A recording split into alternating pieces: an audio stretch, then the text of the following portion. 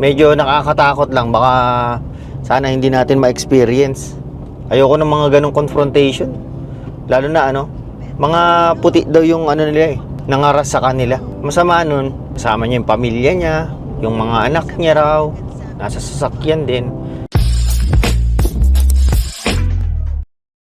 Yun! Gawa lang tayo ng video. Hindi pa rin matapos-tapos yung rito yung clean up dito Hindi pa rin matapos-tapos yung construction. Puro construction. Pero ayos lang. Medyo mahaba pa naman yung May isang buwan pa ba yung summer? Hindi ko alam Parang onti na lang mag-fall na fall. Kapag fall na, malamig na. Hindi naman siya yung ganung kalamigan na parang winter. Pero, alam mo yun, tapos na yung araw ng pag-short, yung araw ng pero ayos lang. Na-enjoy naman natin ang summer. Na-enjoy ba? Parang hindi Kasi hindi ako masyado hindi kami masyado nakapag-camping ngayon. Kasi parang last year, di ba kasi pumunta kami ng Alberta, sinagad-sagad na namin yung camping. Lang kasi kami nung nag-Alberta kami, imbis na mag-hotel kami, camping ginawa namin para medyo makamenos ng gastos. Mahal kasi pagka yung hotel. Kaya ganun ginawa namin. Pero yun na nga, meron akong matinding kwento sa inyo. Si kababayan, syempre, si kababayan na naman ikikwento natin, nakaranas ng matinding racism. Raw siya, parang citizen na rin siya, pero hindi naman siya yung matagal na siya rito. Sa totoo lang, marunong pa nga siya mag-French Matindi yung dinanas ni kabayan. Medyo nakakatakot lang, baka sana hindi natin ma-experience. Ayoko ng mga ganong confrontation. Lalo na mga puti daw yung nila nangaras sa kanila. Masama nun, kasama niya yung pamilya niya, yung mga anak niya raw, nasa sasakyan din. Nagsimula daw yun nung nasa may parking lot naman daw siya. Nakahinto siya, nakapatay yung makina. Bigla daw siyang dinaanan daw ng sasakyan ng grupo ng mga puti. Hinintuan daw siya. Sabi niya, trip ng mga to. Bigla raw binuksan daw yung bintana, tapos sinabihan daw siya kasi nagse-cellphone daw siya. Sinabihan daw siya ng puti na, "Oy, bawal yung ginagawa mo." "Anong bawal?" Sabi niya, sinagot niya raw. "Anong bawal sa ginagawa ko? Nakahinto naman kami. Saka nasa loob kami ng parking, ganyan." "Hindi, mali ang ginagawa mo." Siyempre, na lang daw siya. Tumawa na lang daw siya, sabay, yung alam mo yun, parang pinalagpas niya na lang. Ayaw niya na kasing lumaki kasi kasama niya nga yung pamilya niya. Bumaba daw ng sasakyan. Tapos, kung ano-anong slurs daw yung sinasabi. Mali ang ginagawa mo, una raw, sinisita siya. Tapos nung sinagot niya raw na hindi naman daw, napunta na sa parang mga racist remarks. So, anong mga klaseng mga racist remarks yung sinabi? Dapat daw, wala raw sila sa country na to. Masyado raw, nagpapasikip, tapos gumagawa daw ng mga illegal. Sabi niya, anong sinasabi mo?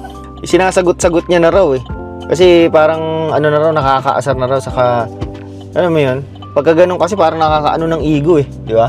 Tapos kung ano-ano na raw mga sinasabi, parang napunta na raw pinapabalik na raw siya sa pinanggalingan niya.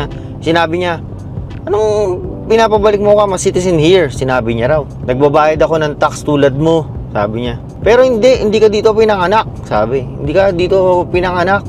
Yung mga parents mo, hindi mga Canadian." Na raw, parang na raw siya na patulan talaga na makipag kasi nag-hysterical daw. Pinili niya na lang daw, umalma na lang daw siya. Kasi kasama niya yung mga anak niya. Baka mapahamak pa sila. Tapos mukha raw mga sabog. Hindi niya raw alam kung baka di ba dito legal yung mga chongke, mga ganyan. Legal yung Pero hindi pwede yun Baka akala nyo intoxicated lang, yung mga lasing lang. Hindi, pagka kayo naka-joints, hindi rin kayo pwede mag-drive. Pinili niya na lang daw na tumahimik at kasi baka raw, alam mo yun, biglang manakit daw Basta raw masasakit daw yung mga sinabi sa kanya. Ito pag ako yun, hindi ko rin alam gagawin ko Malalaki daw. Malalaki daw na tao Pero isipin mo, no, akala mo napaka-peaceful ng lugar na to. Akala mo wala kang mararanasan ng mga ganyan. Hindi mo rin alam eh. Kasi meron at meron pa ring mga nakakala mo sino sila. Hindi ko naman nila lahat ha.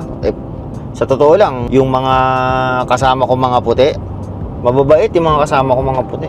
Hindi lahat ganun. Pero meron at meron talaga. Kahit ako, meron ako na experience na ganyan. Pero hindi naman yung ganun ka-worse na katulad ng kay Kabayan. Ako ganun nang naka-experience ako na ganun. Hindi ko rin talaga alam kung anong gagawin ko. Kasi kasama ko mga anak mo. Saka, tama lang din yung ginawa ni Kabayan na pinairal niya yung lamig ng ulo. Kasi pagka sasabayan mo yung ganun, wala ang mangyayari sa'yo. Pareho lang kayong mapeperwisyo eh. Pagka, kunyari, nagkaroon man ng away, nagkaroon ng kumusyon, baka mapulis pa kayo, yung mga ganyan. Although, citizen ka na rin, meron ka na rin talagang rights na sumagat sa mga ganyan. Lalo na kung unjust yung ginawa sa'yo. Pero, mas maganda na rin yung ginawa niya.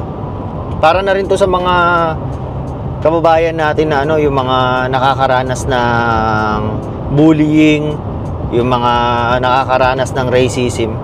Sumagot kayo. Pero i-assess nyo yung sitwasyon. Kasi baka madaan naman sa, sa mabuting usapan na hindi umaabot sa away, ganyan. Basta sagutin mo lang kung ano yung na citizen ako rito or permanent resident ako dito, pumasok ako sa bansa na to na legal, yung mga ganun. Kasi isa rin yun sa pinopoint ng mga nangahara sa kanya na sinasabi siya, parang kayo mga mga illegal yung mga pagpasok nyo rito sa bansa namin, sinisira nyo. Sa totoo lang, hindi ako nga Pilipino yung sumisira sa bansa nyo.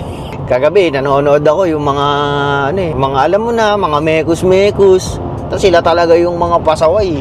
Saka yung siguro talagang sa tayo sa pag-iisip tayo ng mga puti na yun. Parang siguro fed up na rin sila kasi sa mga nangyayari nga sa sa bansa nila. Sa totoo lang, ang dami ng mga pasaway dito sa Canada. Pero yun nga lang, maling minority yung nasabihan ng mga puti. Hindi mga mekus-mekus. Pero kayo, kung kunyari kayo yung nasa kalagayan ni Kabayan, anong gagawin nyo? Mag-aano ba kayo? Kakalma lang kayo? Sasagot kayo? Papalag kayo? Kasi, di ba? Minsan, alam mo yun, parang natatapakan yung pagkalalaki mo pagka ginaganyan ka eh.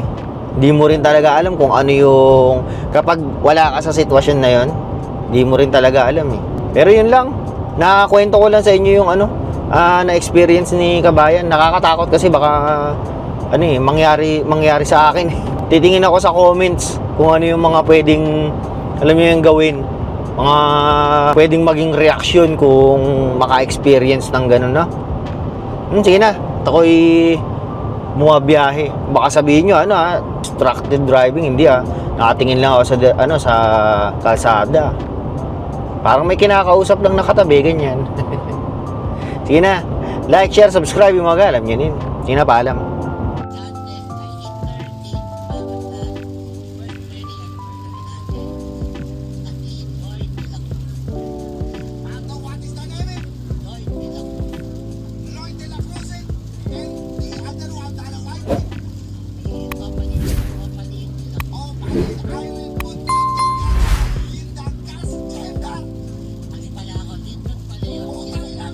Hehehehe